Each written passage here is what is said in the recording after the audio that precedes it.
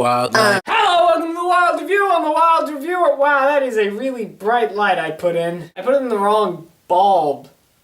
All the other lights are like a tint yellow. This one's bright white. I'm just gonna step back here. That's cool. Okay, hello, and welcome to the final installment of Lost and Found. This is a series where I take a look at some shows that are either underrated, not remembered by many people, or just simply bad. And I take a look at to see why it ended up that way. See, I've done about 10 of these, and that was phrased perfectly in short. Why did I struggle so much to phrase this little series? Like, I could have just said all that. You know what they say, 10th time's the charm. For today's last installment of Lost and Found, I went back and forth on the idea of what exactly I was going to talk about. There's a certain Nickelodeon show that I did want to talk about, but after analyzing it a bit more, I came to the terms that I'm just not going to talk about it for a few reasons. 1. The show was awful. 2. I know why it failed. 3. I only saw the pilot, and I hated it. And 4. It's not on anymore. It failed after one season, which I can completely understand why, and I can't find any copies of it. This show, just so you know, is The Other Kingdom. I thought it was an interesting show just by the promos of it, and yes, I was a sucker to get pulled into watching it. Boy, what a mistake that was. Is why I'm a Cartoon Network child, all the way. I had some other ideas on what other shows I could talk about, but then I came to the final conclusion that there's a show on Disney Channel that I remember, but don't exactly remember as much, that I know a lot of other people probably don't remember, and I did a little research on it. It didn't do that well, but it's just a thing. It's just out there in the Disney Channel world of sitcoms. I wouldn't even classify it as a sitcom. This is the Jonas Brothers TV show, Jonas.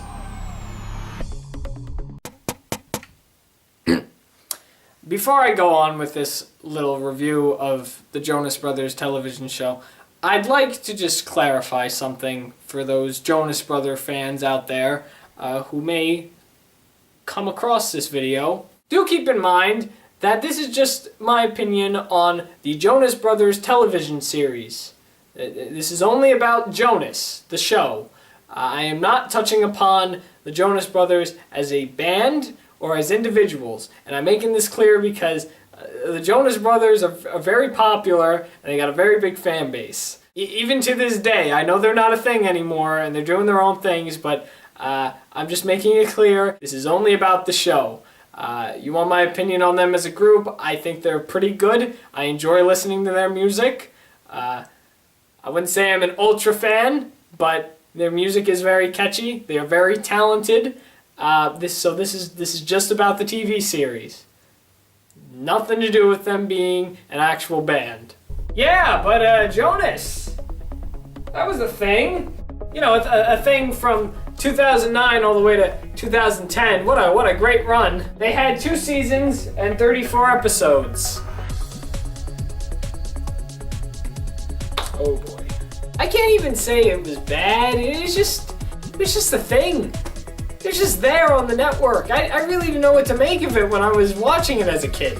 But first off, you might be wondering, how the hell did this even become a thing? Yes, the Jonas Brothers were very popular around this time, so it would make sense to give them a show.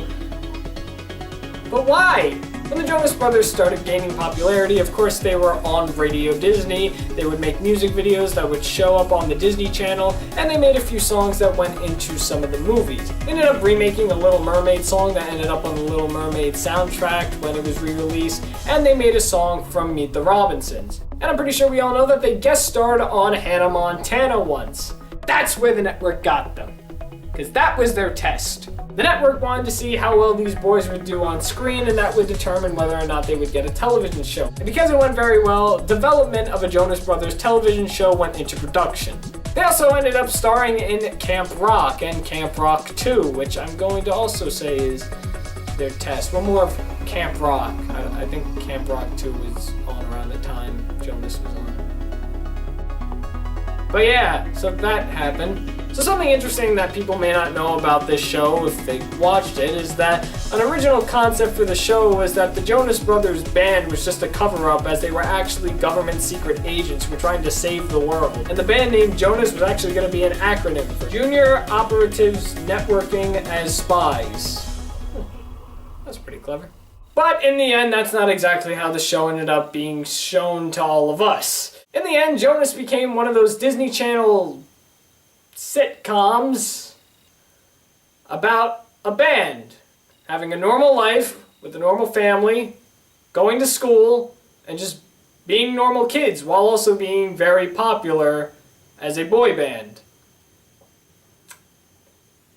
Okay? Let's first talk about my use for the air quotes. Why exactly do I not consider it much of a sitcom? Well, it's not even that I can't really classify it as a sitcom, because it definitely was funny enough to be considered a sitcom. It had its funny moments, it had its cringy moments, but I don't know, it just compared to all the other Disney Channel sitcoms, it doesn't seem like much of a sitcom. The show was actually in the format of a multi-camera show, which is the exact same format Phil of the Future was in. When I think sitcom, I think audience watching the show. And yes, that really doesn't happen anymore. We just have laugh tracks inputted to where we're supposed to laugh, but still, the show didn't even have that. So for me to consider it a sitcom, I don't know if it's exactly the right word. I would just say it's a kid's show. Like, because it could just be like anything. Maybe it's like a kid's comedy drama. Because there's definitely drama in the show, which we'll get to. But yeah, Jonas, the show about the Jonas Brothers. That's pretty cool. So, who are the main characters? Well, we got Joe, Kevin, and Nick. Obviously, they're the main characters because it's the Jonas Brothers show and the show Jonas. Yep, Joe, Kevin, and Nick Lucas. They're in a band together called Jonas. The Lucas Brothers. That's my transition for saying they're not called the Jonas Brothers in Jonas. Yeah, let's mark that as thing number 1 wrong with this show. They're not named the Jonas Brothers. The show is called Jonas, but they're not the Jonas Brothers. They're the Lucas Brothers. So we have a show where our main characters aren't even called what they're supposed to be called. It's never really explained why the band is called Jonas. Like, with their last name being Lucas, it kind of doesn't make sense for their show to be named Jonas. That's just something I've always found very interesting about the show. So, obviously, the brothers end up playing stereotypical counterparts of themselves. Joe portrays the heartbreak pretty boy version of himself, and in this version of the band, he's the lead singer. For those who don't know, Nick is actually the leader of the Jonas Brothers, but in this show, Joe is the lead singer in Jonas. So I guess it works out because they're not really the Jonas Brothers. Kevin is the wild and goofy child in the family, which kind of makes sense because I've always kind of gotten the goofy wildness vibe out of Kevin whenever he was around his brothers. And Nick plays the calm and collective brother. He takes things a bit more serious than his other brothers, and he always tries to keep things in order like they should be. And then you get some other main characters and occasional main characters and then some recurring characters. So some of the other main characters include Stella, played by Chelsea Kane-Stobe. I butchered her name, I'm sorry. She's the brother's childhood friend who also becomes the band's stylist.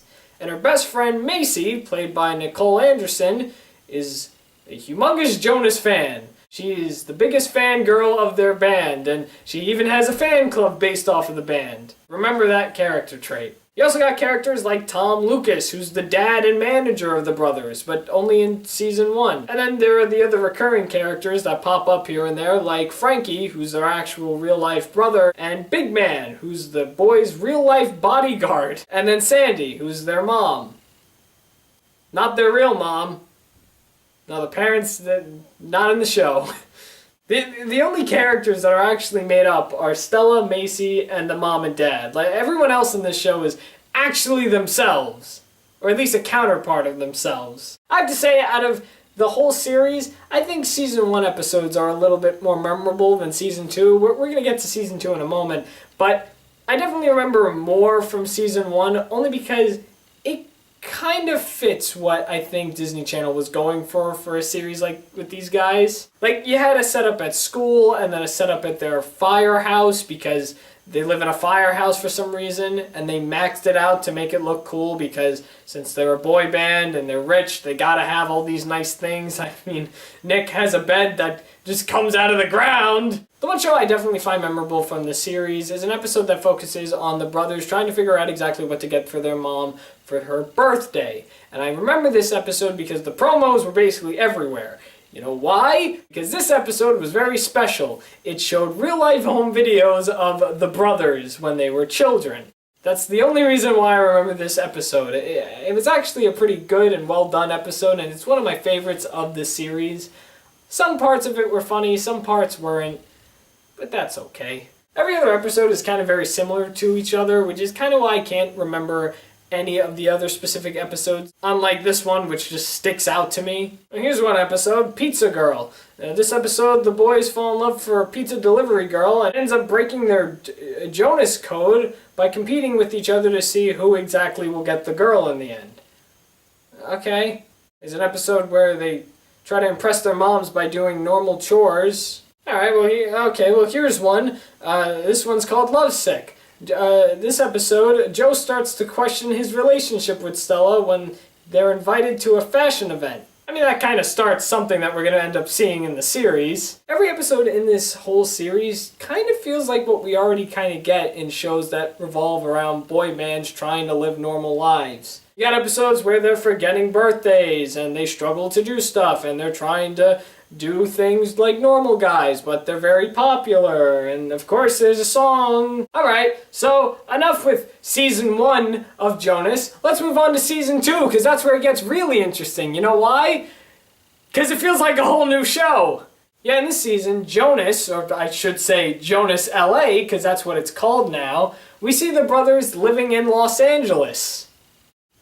That's it. That's the only difference. Oh no, actually there's a bit more of a difference. So their dad, Tom Lucas, he was a main character in season 1. Yeah, well, I guess the network didn't like him, so they just booted him off, but to still kind of prove that he was the brother's dad and to show that the 2 seasons are in fact connected, they had him in like 1 episode. Also, the character Macy, remember we said she was a huge fangirl, she was very jumpy. She would always like mumble and step on their toes and stuff. She was the typical fangirl of a band. Yeah, well, she's not like that anymore. No, she's serious. In this season, she actually becomes Nick's girlfriend. And Stella ends up becoming Joe's girlfriend. And Kevin's just having fun. Season 2 ended up feeling more like a dramatic teenager show rather than a sitcom, what supposedly the first season was. I mean, look, I know the network was trying to figure out exactly what they wanted to do with these boys, but maybe there just wasn't anything to do with them other than let them be a music group. I mean, clearly the show wasn't exactly great, because the show received mixed to negative reviews for its premiere. I mean, some found the show to be very more entertaining, even more entertaining than the time that they were on Hannah Montana, but I don't know, it just seemed very out of place. I can definitely say that one thing that led to Jonas being cancelled was its move from premiere nights. So their time slot for when they were on moved a lot. So it definitely led for declined rating, along with the change in setting for season 2 and the ill-fated strategies of the show being promoted on the network. That one is definitely very common, especially for shows I've talked about here. I think Dan Versus is definitely one of those shows we could definitely say is allegedly the reason why that kind of got canceled. I don't know, I still stand with maybe the Jonas Brothers weren't exactly fit to be television stars like the network was probably hoping for. Plus, they already had like Miley Cyrus, who was very popular with Hannah Montana, both as a singer for Hannah Montana and herself at the moment. So they kind of already had a show about a teenager focusing to be a pop star while also dealing with ordinary life. There's only so many times you can really tell that story. I don't know. It's just one of those shows that was on the Disney Channel and is kind of always just gonna be a thing. Can I say I like it? Eh. Can I say I didn't like it? Eh.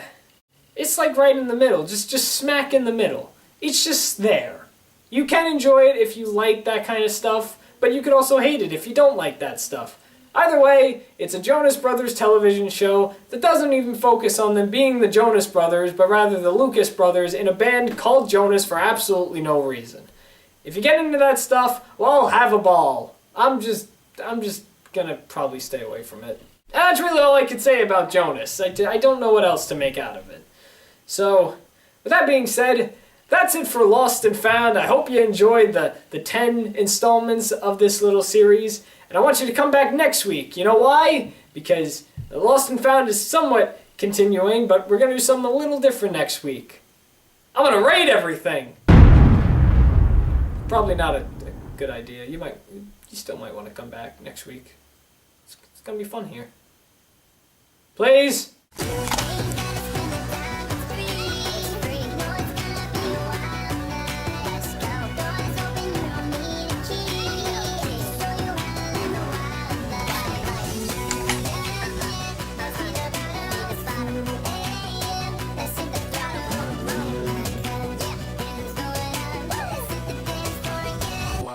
Wildlife.